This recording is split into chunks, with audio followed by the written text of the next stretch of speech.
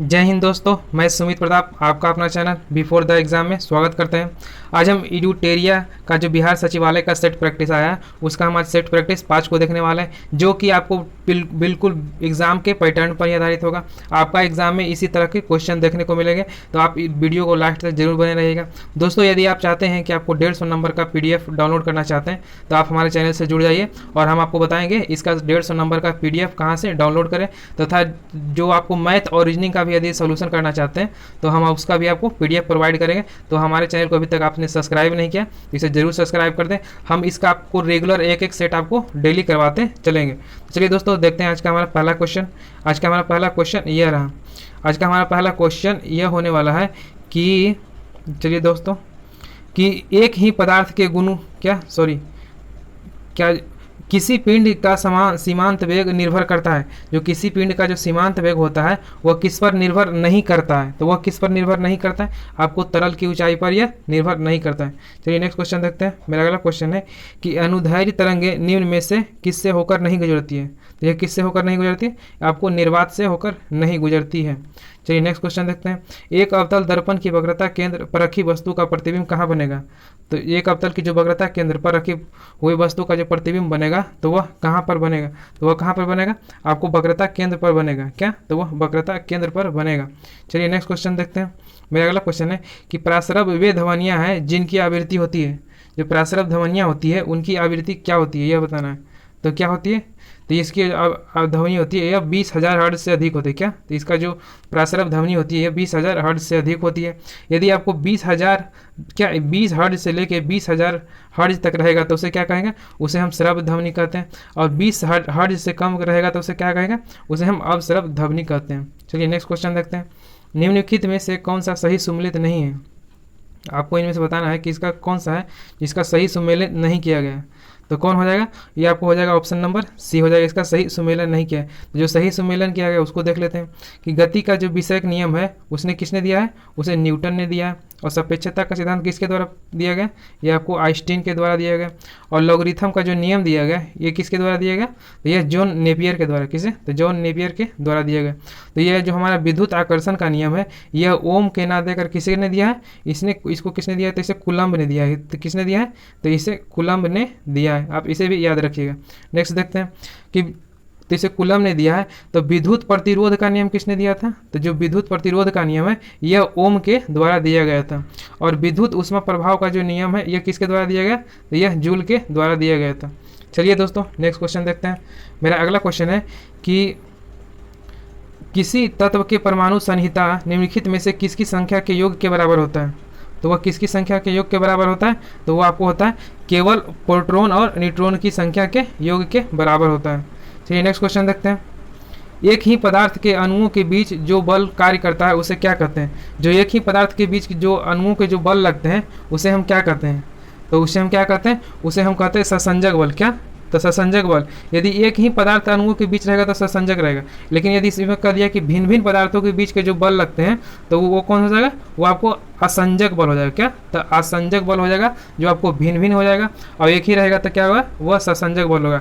यदि इसमें एक क्वेश्चन और पूछा जाता है कि जो ससंजक बल में सबसे अधिक जो मान होता है वो किसका होता है? ठोस का या द्रव का या गैस का होता है। तो उसमें किसका होगा? तो आपको ठोस का होगा। क्या? और सबसे कम किस में होगा? तो सबसे कम गैस में होगा।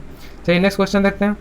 डॉपलर प्रभाव निम्न में से किसके लिए लागू होता है। जो डॉपलर प्रभाव है वो निम्न में से किसके लिए लागू होता है।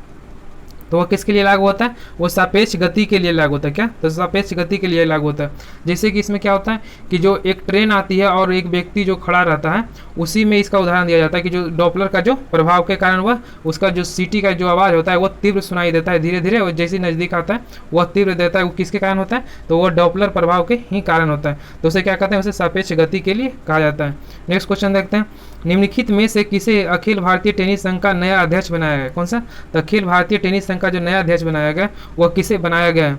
तो वह किसे बनाया गया? आपको बनाया गया अनिल जैन को। किसे? तो यह अनिल जैन को बनाया गया। चलिए नेक्स्ट क्वेश्चन देखते हैं। सांसद ने किस राज्य में राष्ट्रीय रक्षा विद्यालय की स्थापना के लिए एक विधेयक पारित किया है? कौन सा? तो राष्ट्रीय रक्षा विद्यालय की स्थापना करने के लिए एक विधेयक पारित किया गया। वह कौन सा राज्य में? तो किस राज्य में हो जाएगा? वह आपको गुजरात में हो जाएगा। कहाँ? तो गुजरात में। और गुजरात में भी कहाँ? तो गुजरात में वह गांधीनगर में स्थापित करेगा। चलिए नेक्स्ट क्वेश्चन देखते हैं। मेरा अगला क्वेश्चन है कि अनिल बैजल के इस्तीफे के बाद दिल्ली का नया उपराज्यपाल किसे नियुक्त किया गया? कहाँ का? तो दिल्ली का जो नया उपराज्यपाल नियुक्त किया गया वह किसे नियुक्त किया गया? तो आपको जो नियुक्त किया गया विनय कुमार सक्सेना को। किसे? तो विनय कुमार सक्सेना को यह नियुक्त किया गया। चलिए देखते हैं राज्यपाल की जो नियुक्ति की जाती है वो किस अनुच्छेद के तहत, जो राज्यों में राज्यपाल की जो नियुक्ति की जाती है वो किस अनुच्छेद के तहत किया जाता है? वो आपको 155 अनुच्छेद, कितना? तो वह 155 अनुच्छेद के तहत किया जाता है। और जो राज्यों में जो महाधिवक्ता होते हैं उसकी जो नियुक्ति की जाती है वो कितने अनुच्छेद के तहत की जाती है? वो आपको 165, क्या? तो वह 165 अनुच्छेद के तहत की जाती है। आप इसे भी याद रखिएगा। चलिए नेक्स्ट क्वेश्चन देखते हैं। 20 का वह देश जहां महिलाओं के लिए सैनिटरी प्रोडक्ट्स निःशुल्क उपलब्ध कराए जाने हेतु वहां की संसद में कानून पारित किया गया, वह कौन सा देश है जहां की महिलाओं को मुफ्त में सैनिटरी नैपकिन दिया जाएगा और वहां के यह सांसद द्वारा कानून पारित किया गया है? तो वह कौन सा देश हो जाएगा? आपको हो जाएगा स्कॉटलैंड। कहाँ? तो वह स्कॉटलैंड हो जाएगा। दोस्तों हम हर एक क्वेश्चन को 2 बार इसलिए पढ़ते चलते हैं कि आपको क्वेश्चन यहीं पर याद होता चलेगा। चलिए नेक्स्ट क्वेश्चन देखते हैं। केंद्र सरकार द्वारा शुरू की गई स्वनिधि योजना समाज के किन वर्गों को आसान ऋण प्रदान करने के लिए शुरू की गई है? तो किसके लिए शुरू की गई है? आपको रेहड़ी पटरियों की विक्रेताओं के लिए स्वनिधि रोजगार योजना शुरू की गई है। चलिए नेक्स्ट क्वेश्चन देखते हैं कि निम्नलिखित में से कौन सा देश RCEP समझौते में शामिल नहीं है? आपको बताना है कि वह कौन सा देश है जो RCEP समझौते में शामिल नहीं है। तो कौन सा देश हो जाएगा? वो अपना भारत हो जाएगा। क्या? तो यह भारत हो जाएगा। RCEP का एक बार एग्जाम में पूछा गया था कि इसका फुल फॉर्म क्या होता है, तो आप इसे जरूर याद रखिएगा। RCEP का जो फुल फॉर्म होता है वो होता है रीजनल कॉम्प्रिहेंसिव इकोनॉमिक पार्टनरशिप होता है। चलिए नेक्स्ट क्वेश्चन देखते हैं। मेरा अगला क्वेश्चन है कि निम्न में से कौन सा देश अंतर्राष्ट्रीय मुद्रा कोष का 190वां सदस्य बन गया है? कौन सा? तो IMF का जो 109वां सदस्य है, 90वां, वह कौन सा देश है? तो वह कौन हो जाएगा? वह आपको अंडोरा हो जाएगा। तो वह अंडोरा हो जाएगा। यदि आपको 190 ना पूछ के 189 पूछ दिया तो वह कौन सा देश हो जाएगा? वो आपको नेहरू हो जाएगा। क्या? तो वह नेहरू हो जाएगा। चलिए नेक्स्ट क्वेश्चन देखते हैं। IMF की जो स्थापना हुई थी वह कब किया गया था? तो आपको 1944 में किया गया था। कब? तो 1944 में इसकी स्थापना किया गया था। और इसका मुख्यालय कहाँ है? तो इसका जो मुख्यालय है वो आपको वाशिंगटन DC में। और जो इससे रिलेटेड क्वेश्चन और आता है, जो IMF की जो स्थापना किया गया है वो किस सम्मेलन के तहत किया गया था? तो किस सम्मेलन के तहत किया गया था? आपको ब्रेटन वुड्स सम्मेलन के तहत किया गया था। चलिए नेक्स्ट क्वेश्चन देखते हैं। मेरा अगला क्वेश्चन है कि अंतर्राष्ट्रीय जैव विविधता दिवस 2022 का थीम क्या था? क्या? तो अंतर्राष्ट्रीय जो जैव विविधता दिवस है 2022 का थीम क्या है? तो क्या हो जाएगा? तो इसका हो जाएगा आपको building a shared future for a life है। क्या? Building a shared future for a life किसकी थीम है? यह जैव विविधता दिवस 2022 की थीम। तो जैव विविधता दिवस मनाया कब जाता है? तो यह आपको मनाया जाता है 22 मई को। कब? तो यह आपको 22 मई को मनाया जाता है। चलिए नेक्स्ट क्वेश्चन देखते हैं। मेरा अगला क्वेश्चन है कि ग्लोबल हंगर इंडेक्स 2021 में भारत का कौन सा स्थान था? क्या? तो ग्लोबल हंगर इंडेक्स 2021 में भारत का कौन सा स्थान हो जाएगा? आपको 101 हो जाएगा। क्या? तो 101 हो जाएगा। यदि जो पूछ दिया कि 101 यानी कि 2020 में कितना, तो 2020 में इस इंडेक्स में भारत का कौन सा स्थान था? तो वो आपको था कितना? तो 94 स्थान। कितना? तो 94 स्थान था 2020 में। लेकिन 2021 में कितना हो गया? यह 101 हो गया, सॉरी। चलिए नेक्स्ट क्वेश्चन देखते हैं। वन रिपोर्ट 2021 के अनुसार बिहार के किस जिले में सर्वाधिक वन प्रतिशत दर्ज की गई है? जो बिहार के वह कौन सा जिला है जहां सर्वाधिक वन है? तो वह कौन सा जिला हो जाएगा? आपको कैमूर हो जाएगा। क्या? तो जो कैमूर है जो सबसे अधिक वहाँ वन पाया जाता है, वह कितना % पाया जाता है? तो आपको परसेंटेज के हिसाब से देखिएगा तो 31.56। कितना? तो 31.56% पाया जाता है। तो ये नेक्स्ट क्वेश्चन देखते हैं। हाल ही में कौन सा देश SCO का 9वां सदस्य बन गया है? तो यह बहुत ही इंपॉर्टेंट क्वेश्चन है कि जो SCO का 9वां सदस्य है वह कौन सा देश बन गया है? तो वह कौन सा देश बन गया? आपको ईरान बन गया। कौन सा? तो वह ईरान हो जाएगा। तो SCO की जो स्थापना किया गया था यह कब किया गया था? इसे भी आप याद रखिएगा। तो यह किया गया था आपको 2001 में। कितना? तो ये 2001 में किया गया था। तो वर्तमान में SCO का टोटल कितने सदस्य हो गए? आपको 9 सदस्य हो गए। यह भी आप याद रखिएगा। नेक्स्ट क्वेश्चन देखते हैं। राष्ट्रीय आय लेखांकन का जन्मदाता किसे कहा जाता है? जो राष्ट्रीय आय लेखांकन का जन्मदाता है वो किसे कहा जाता है? तो किसे कहा जाता है? Simon Kuznets. किसे? तो यह साइमन कुजनेट्स को कहा जाता है। चलिए नेक्स्ट क्वेश्चन देखते हैं। अंतर्राष्ट्रीय मुद्रा कोष एवं विश्व बैंक का मुख्यालय कहाँ है? इसका जो मुख्यालय कहाँ है, तो वो आपको वाशिंगटन डीसी में हो जाएगा। इसकी जो स्थापना किया गया था, कब किया गया था, तो इसकी जो स्थापना 1944 में, कब, तो 1944 में किया गया था। और किस सम्मेलन के तहत किया गया था, तो ब्रेटन वुड्स सम्मेलन के तहत इसका स्थापना किया गया था। नेक्स्ट क्वेश्चन देखते हैं, भारत में कृषि उत्पादकों से संबंधित बाजार का विनिमय कौन करता है? क्या, जो कृषि जो उत्पादन संबंधित विनिमय बाजार होते हैं उसका निर्धारण या विनिमय कौन करता है? तो वह कौन करता है, तो वह आपको करता है कौन, कृषि उत्पाद बाजार, क्या, कृषि उत्पाद बाजार समिति अधिनियम करता है। ऑप्शन नंबर इसका सी हो जाएगा। और यह भी क्वेश्चन आप याद रखिएगा कि अनिवार्य वस्तु अधिनियम कब आया था, यह 1955 में आया था। इसी के तहत आपको जो सैनिटरी हो गया या फिर आपको जो अनिवार्य वस्तु जो कोरोना काल में दिया गया था, इसी के तहत यह किया गया था। चलिए नेक्स्ट क्वेश्चन देखते हैं, निम्नलिखित में से किस ऊतक को चालन ऊतक कहा जाता है? कौन सा, तो चालन ऊतक किसे कहा जाता है, तो किसे कहा जाता है आपको, जाइलम ऊतक को या चालन ऊतक भी कहा जाता है। चलिए नेक्स्ट क्वेश्चन देखते हैं, इसमें बताना है कि इनमें से कौन सी सही सुमेलित है, तो इनका जो सही सुमेलन किया गया है वह कौन सा हो जाएगा, तो इसका आंसर क्या हो जाएगा, इसका आंसर डी हो जाएगा, यानी कि सही सभी है जो सही सुमेलन किया गया। तो वो परिवर्तन का जो सिद्धांत किसके द्वारा दिया गया, आपको डी ब्रिज के द्वारा दिया गया। और विकास सिद्धांत किसके द्वारा दिया गया, यह डार्विन के द्वारा दिया गया। और एक जीन एक एंजाइम का जो सिद्धांत दिया गया, यह बीडेल और टेटमम के द्वारा दिया गया। चलिए नेक्स्ट क्वेश्चन देखते हैं, निम्न में से कौन सा जीव एक कोशिका का बना होता है? वह कौन सा जीव है जो एक कोशिका का बना होता है? तो कौन सा जीव हो जाएगा, आपको हो जाएगा उपयुक्त में से सभी, यानी कि ऑप्शन नंबर डी हो जाएगा। अमीबा भी जो क्या है, ये एक जीव का बना होता है। और जीवाणु भी एक जीव का बना होता है। और पैरामीशियम भी क्या होता है, यह भी एक जीव का बना होता है। नेक्स्ट क्वेश्चन देखते हैं, मेरा अगला क्वेश्चन है कि शरीर का कौन सा भाग अमोनिया को यूरिया में परिवर्तित करता है? कौन सा, तो अमोनिया को जो यूरिया में परिवर्तित करता है वह कौन सा भाग है शरीर का? तो कौन सा हो जाएगा, आपको हो जाएगा यकृत। क्या, यकृत कह लीजिए या ऐसे लीवर कह लीजिए। चलिए नेक्स्ट क्वेश्चन देखते हैं, मेरा अगला क्वेश्चन है कि मनुष्य के शरीर में एपिडेटिक्स का मुख्य कार्य क्या है? जो मनुष्य का शरीर में एपिडेटिक्स का जो मुख्य कार्य है वह क्या है? तो क्या हो जाएगा, आपको इनमें से कोई नहीं हो जाएगा, यानी कि इसका जो सही आंसर क्या दिया गया, तो यह गलत दिया गया। तो क्या है, अपेंडिक्स जो होता है वह क्या होता है, यह एक अंदरूनी अंग होता है। क्या, एक अंदरूनी अंग होता है। और अपेंडिक्स एक पतली और छोटी सी ट्यूब होती है। क्या, जो अपेंडिक्स जो होती है एक पतली और एक छोटी ट्यूब होती है। यह एक शरीर का क्या है, एक अवशेषी भाग है। क्या, यह शरीर का एक अवशेषी भाग है। चलिए नेक्स्ट क्वेश्चन देखते हैं, यदि माता का रुधिर वर्ग ओ तथा पिता का रुधिर वर्ग ए बी है तो संतान का रुधिर वर्ग क्या होगा? क्या करें कि माता का जो ओ हो जाएगा और पिता का ए बी होगा, तो संतान का रुधिर वर्ग क्या होगा? तो वो क्या हो जाएगा, ऑप्शन नंबर इसका ए हो जाएगा, यानी कि जो संतान का होने वाला है वह ए और बी भी हो सकता है। नेक्स्ट क्वेश्चन देखते हैं, किसी रोग की विकृति के लिए बिडाल परीक्षण का उपयोग किया जाता है, यानी कि जो बिडाल जो परीक्षण है वो किसके उपयोग के लिए किया जाता है? तो किसके लिए किया जाता है, आपको टाइफाइड के लिए किया जाता है। किसके लिए, तो वो टाइफाइड के लिए किया जाता है। तो चलिए नेक्स्ट क्वेश्चन देखते हैं, तो टाइफाइड क्या है, यह आपको एक संक्रमित बीमारी है। कैसा है, तो यह एक संक्रमित बीमारी है। और डेंगू कैसा बीमारी है, तो यह वायरस के कारण होता है। क्या, डेंगू जो वायरस के कारण होता है। और मलेरिया किसके कारण होता है, यह परजीवी के द्वारा होता है। कौन सा, तो यह परजीवी के द्वारा होता है। और इसका परजीवी का भी आप नाम याद रखिएगा, जो मलेरिया होता है वो कौन सा परजीवी के अंतर्गत होता है, एनोफिलीजो। क्या, एनोफिलोज पर जो परजीवी है, इसी के कारण मलेरिया होता है। चलिए नेक्स्ट क्वेश्चन देखते हैं, पादपों में मूल रोम द्वारा जल किस प्रक्रिया से अवशोषित किया जाता है? तो वह कौन सी प्रक्रिया से अवशोषित किया जाता है? तो वह आपको किया जाता है परासरण के द्वारा। क्या, तो ऑप्शन नंबर सी इसका हो जाएगा, परासरण के द्वारा किया जाता है। चलिए नेक्स्ट क्वेश्चन देखते हैं, पक्षी और चमगादड़ अच्छी उड़ते हैं फिर भी चमगादड़ पक्षी से भिन्न है, वह क्यों भिन्न है? तो वह क्यों भिन्न हो जाएगा, ये आपको हो जाएगा ऑप्शन नंबर बी, यानी कि मध्य कपाट या डाइफार्म के कारण। क्या, तो मध्य कपाट या डाइफार्म के कारण हो जाएगा। चलिए नेक्स्ट क्वेश्चन देखते हैं कि अस्थियां और दांत में मौजूद रासायनिक तत्व हैं, जो अस्थियां और दांत में जो मौजूद रासायनिक तत्व है वह कौन सा हो जाएगा? तो वह जो आपको हो जाएगा कैल्शियम फॉस्फेट। क्या हो जाएगा, तो ऑप्शन नंबर ए इसका कैल्शियम फॉस्फेट हो जाएगा। चलिए नेक्स्ट क्वेश्चन देखते हैं, तो कैल्शियम फॉस्फेट है जो इसका आपको सूत्र भी पूछा जाता है, तो सूत्र को भी आप याद रखिएगा। तो इसका सूत्र क्या हो जाएगा, आपको हो जाएगा Ca3 × PO4 का होल 2 हो जाएगा। चलिए नेक्स्ट क्वेश्चन देखते हैं, मेरा अगला क्वेश्चन है कि निम्नलिखित में से कौन सम न्यूट्रॉनिक समूह है?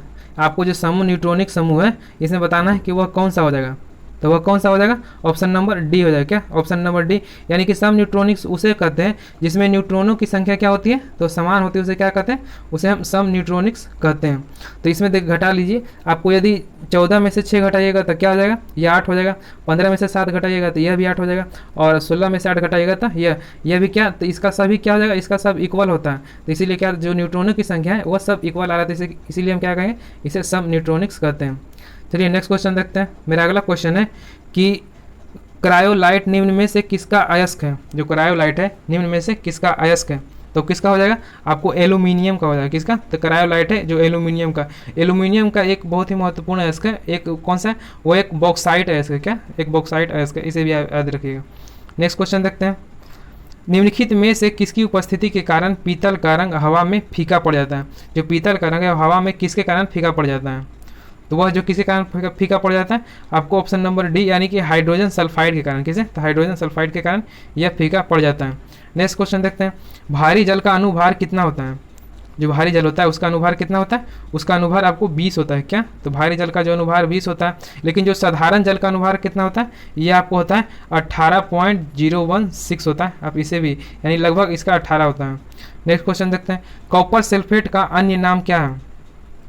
जो कॉपर सल्फेट है उसका अन्य नाम क्या है, तो उसका अन्य नाम क्या हो जाएगा, आपको हो जाएगा नीला थोथा। क्या, तो नीला थोथा हो जाएगा। अब बेकिंग सोडा का जो अन्य नाम है उसे हम क्या कहते हैं, उसे सोडियम बाइकार्बोनेट कहते हैं। और हाइपो का जो अन्य नाम है उसे हम क्या कहते हैं, उसे क्या, सोडियम थायोसल्फेट कहते हैं। क्या, सोडियम थायोसल्फेट कहते हैं। और कास्टिक सोडा का जो अन्य नाम होता है इसे क्या कहते हैं, तो कास्टिक सोडा को सोडियम हाइड्रोक्साइड के नाम से भी जाना जाता है। नेक्स्ट क्वेश्चन देखते हैं। निम्नलिखित में से कौन विस्फोटक नहीं है, वो आपको बताना है कि इनमें से कौन सा है जो विस्फोटक नहीं है।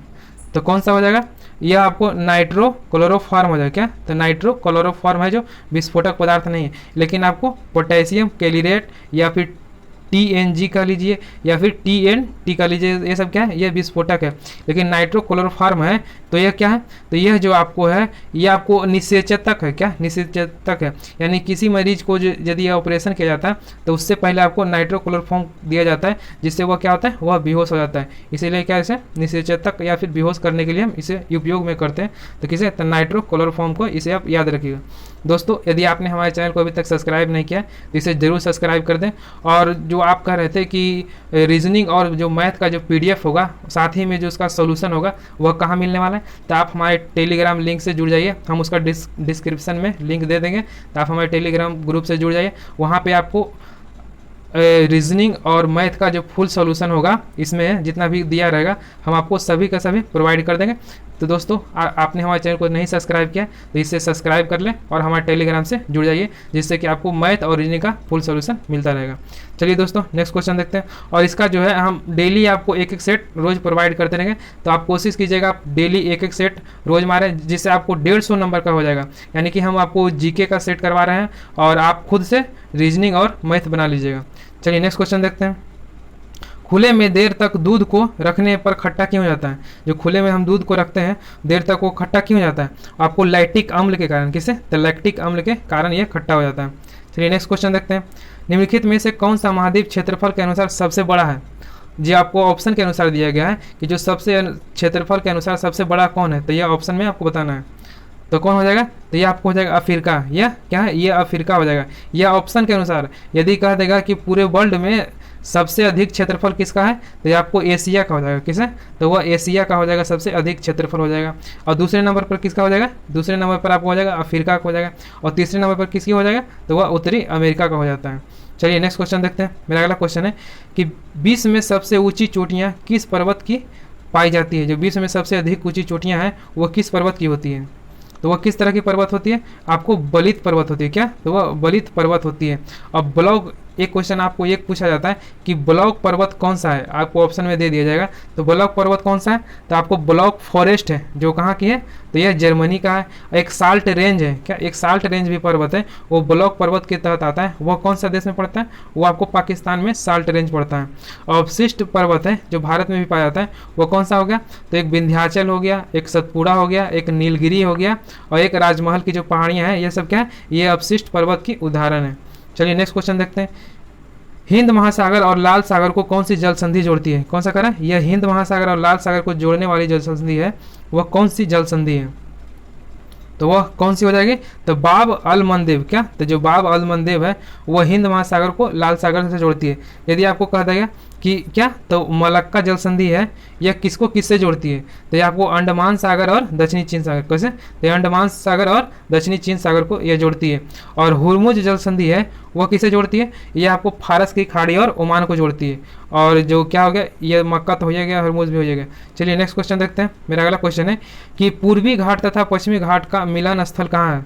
जो पूर्वी घाट और पश्चिमी घाट का जो मिलन स्थल है वो कहाँ होगा? आपको नीलगिरी की पहाड़ी हो जाएगा। तो नीलगिरी की पहाड़ी हो जाएगा। चलिए नेक्स्ट क्वेश्चन देखते हैं।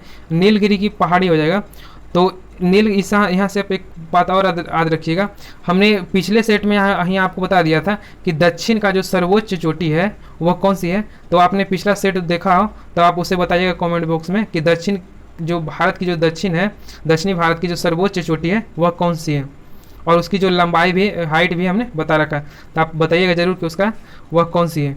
नेक्स्ट क्वेश्चन देखते हैं। भारत में सर्वाधिक वर्षा निम्नलिखित में से किससे होती है? जो भारत में जो सर्वाधिक वर्षा होती है वह किससे होती है? तो आपको होती है दक्षिण पश्चिम मानसून से। क्या? तो दक्षिण पश्चिम मानसून से आपको कितना? तो ये आपको 95% वर्षा इसी से होता है। किसे? दक्षिण पश्चिम मानसून से आपको 95% वर्षा देखने को मिलती है। चलिए नेक्स्ट क्वेश्चन देखते हैं। मेरा अगला क्वेश्चन है कि भारत का सबसे बड़ा रबर उत्पादक राज्य कौन सा है? जो भारत का सबसे बड़ा रबर उत्पादक राज्य है वो कौन सा हो जाएगा? तो वह केरल है। क्या? तो वह केरल हो जाएगा। चलिए नेक्स्ट क्वेश्चन देखते हैं। मेरा अगला क्वेश्चन है कि निम्नलिखित में से कौन सी नदी कृष्णा नदी की सहायक नदी नहीं है? इसमें बताना है कि कौन सी वह नदी है जो कृष्णा नदी की सहायक नदी नहीं है। तो कौन सी हो जाएगी? आपको तेल हो जाएगी। क्यों? तो तेल किसकी सहायक नदी है? जो तेल है ऑप्शन नंबर डी, यह किसकी सहायक नदी है? तो यह आपको जो सहायक नदी है आपको महानदी की, किसी, तो यह महानदी की सहायक नदी है, आप इसे भी याद रखिएगा।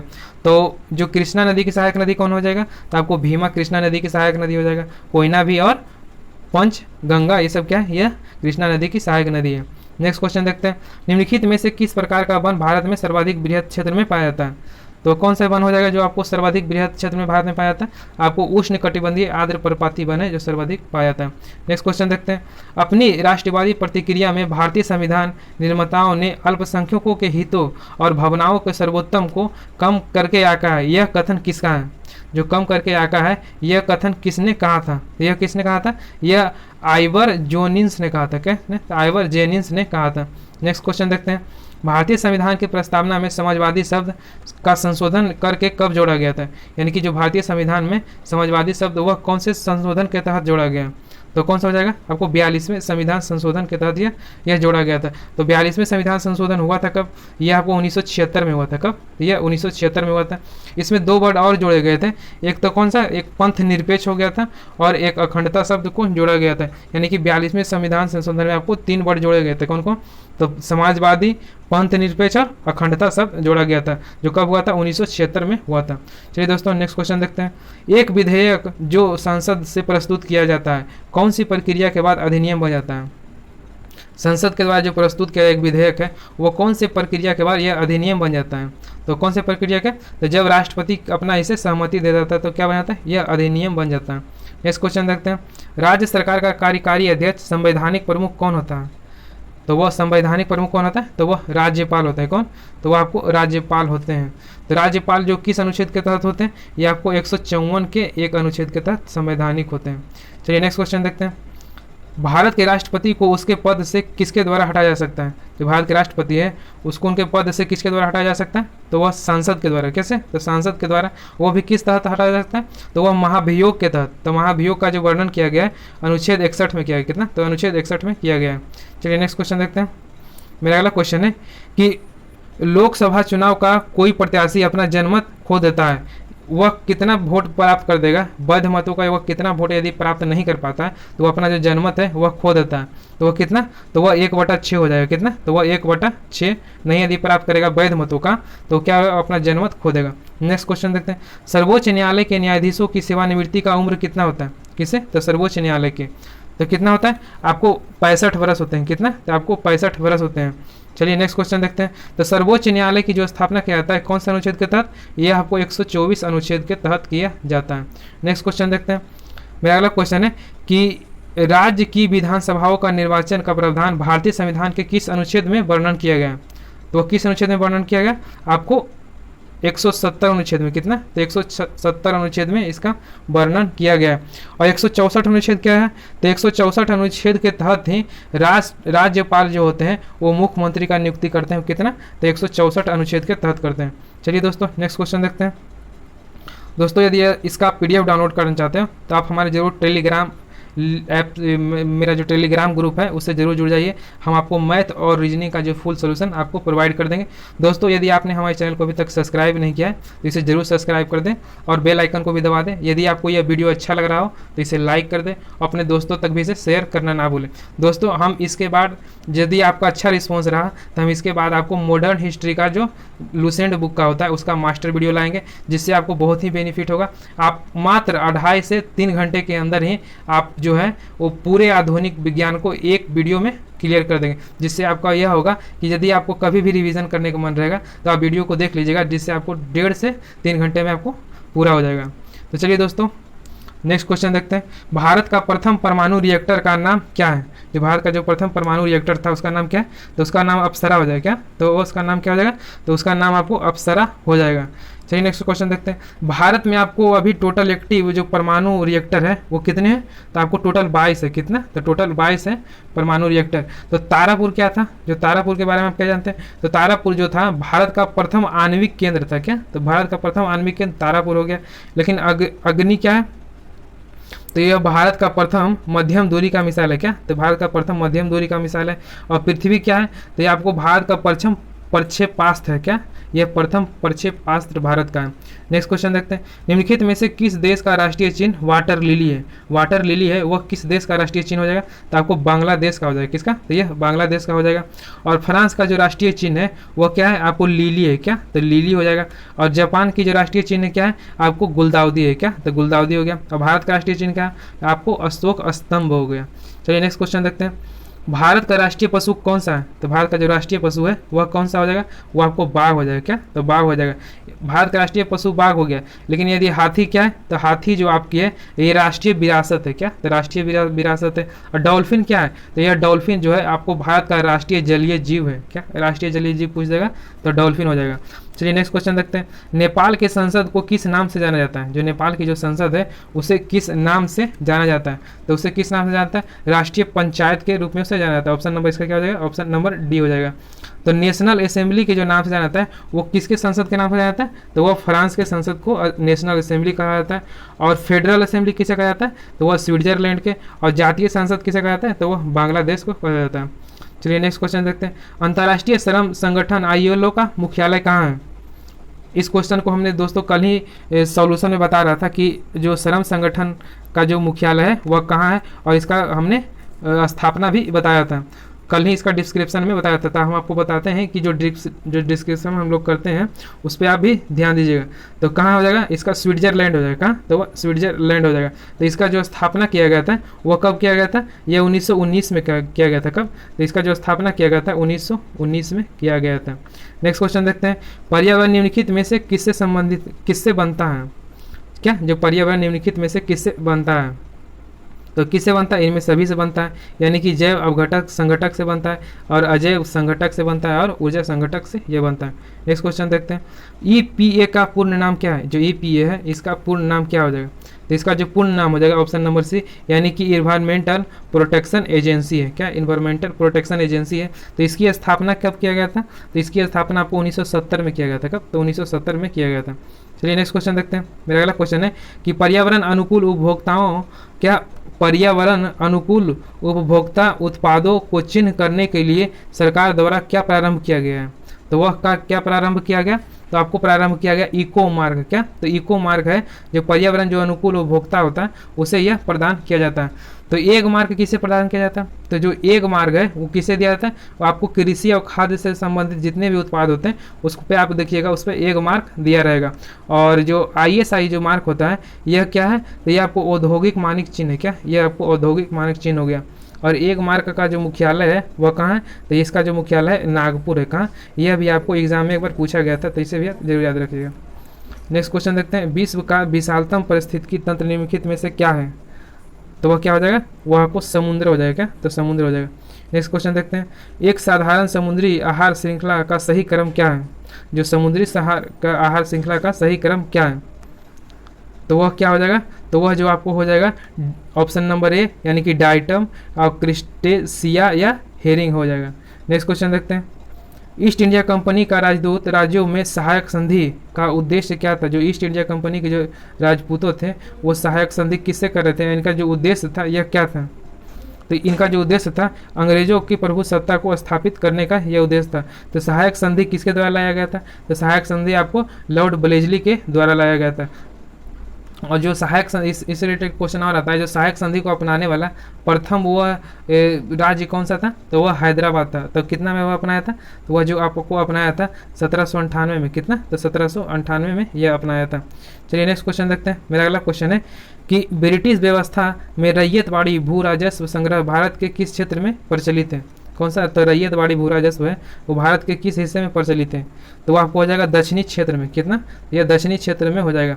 और जो रैयतवाड़ी जो भारत के कितने टोटल हिस्से पर जो लागू किया गया था? तो यह आपको 51%। कितना? तो यह 51% भूभाग पर लागू किया गया था। नेक्स्ट क्वेश्चन देखते हैं, 1857 के विद्रोह में भाग लेने वाले सिपाहियों में सर्वाधिक संख्या किसकी थी? तो वह कहाँ से जो सर्वाधिक जो सिपाही भाग लिए थे? तो वह आपको अवध से लिए थे। कहाँ से? तो वह अवध से लिए थे।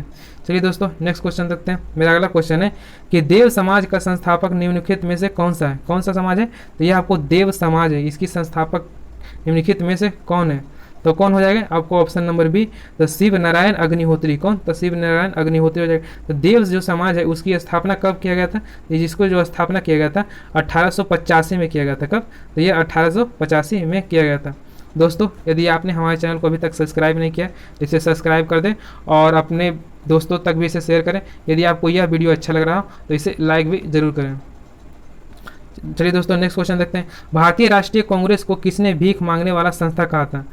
जो भारतीय राष्ट्रीय कांग्रेस थे उसको किसने भीख मांगने वाला संस्था कहा था? तो उसे को किसने कहा था? वो आपको कहते बाल गंगाधर तिलक। कौन? तो बाल गंगाधर तिलक के द्वारा यह कहा गया था। नेक्स्ट क्वेश्चन देखते हैं, सत्यमेव जयते शब्द कहाँ से लिया गया? तो यह कहाँ से लिया गया? ये आपको मंडोक उपनिषद से लिया गया। किसे? तो यह मंडोक उपनिषद से लिया गया है। चलिए नेक्स्ट क्वेश्चन देखते हैं। मेरा अगला क्वेश्चन है, हीनयान क्या हीनयान अवस्था का विशालतम एवं सर्वाधिक विकास शैल चैत्य गृह कहाँ स्थित है? तो कहाँ स्थित हो जाएगा? आपको महाराष्ट्र में हो जाएगा। कहाँ? तो यह महाराष्ट्र में स्थित है। चलिए नेक्स्ट क्वेश्चन देखते हैं, निम्नलिखित में से किसने दिल्ली को सल्तनत की राजधानी के रूप में स्थापित किया था? दिल्ली सल्तनत को राजधानी के रूप में स्थापित करने वाला वह कौन सा शासक था? तो कौन हो जाएगा? आपको इल्तुतमिश के द्वारा। किससे? तो वह इल्तुतमिश के द्वारा हो जाएगा। चलिए नेक्स्ट क्वेश्चन देखते हैं, हल्दी घाटी का युद्ध कब हुआ था? जो हल्दी घाटी का जो युद्ध हुआ था यह कब हुआ था? आपको 1576 में होता है। कब? तो यह 1576 में हुआ था। और इसे स्मॉल डेट के साथ जो याद रखिएगा। तो यह कब 1576 में हुआ था? तो 18 जून 1576 था। क्यों? तो 18 जून 1576 को यह हुआ था। और यह किसके किसके बीच हुआ था? तो यह आपको अकबर के तरफ से कौन थे? तो मान सिंह थे। और जो इधर से लड़ रहे थे कौन? तो यह महाराणा प्रताप के बीच हुआ था। इसमें महाराणा प्रताप की हार हुई थी और जो अकबर के तरफ से लड़ रहे थे राजा मान सिंह उनकी क्या? तो जीत हुई थी। चलिए नेक्स्ट क्वेश्चन देखते हैं, किस मुगल बादशाह के विरुद्ध जौनपुर में फतवा जारी किया गया था? कहाँ? तो जौनपुर में जो फतवा जारी किया गया था वो किस मुगल विरुद्ध के जारी किया गया था?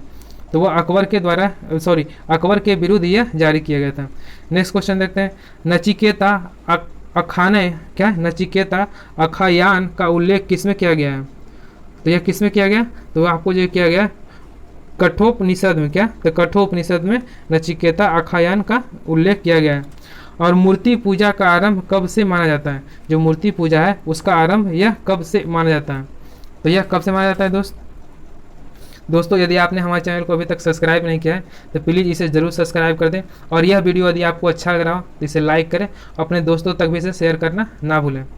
तो इसका आंसर क्या हो जाएगा? मूर्ति पूजा का जो आरंभ कहाँ से माना जाता है? ये आपको पूर्व आर्य काल से। क्या? तो पूर्व आर्य काल से ही आपको मूर्ति पूजा का आरंभ माना जाता है। दोस्तों यदि आपका इसका PDF डाउनलोड करना चाहते हैं तो आप हमारे टेलीग्राम ग्रुप से जुड़ जाइए। वहाँ पर आपको हम डिस्क्रिप्शन बॉक्स में इसका लिंक दे देंगे। और यदि आप इसका PDF भी डाउनलोड करना चाहते हैं मैथ और रीजनिंग का फुल सॉल्यूशन का, तो आप हमारे टेलीग्राम ग्रुप से जुड़ जाइए। तो चलिए दोस्तों मिलते हैं आप नेक्स्ट वीडियो में, तब तक के लिए जय हिंद।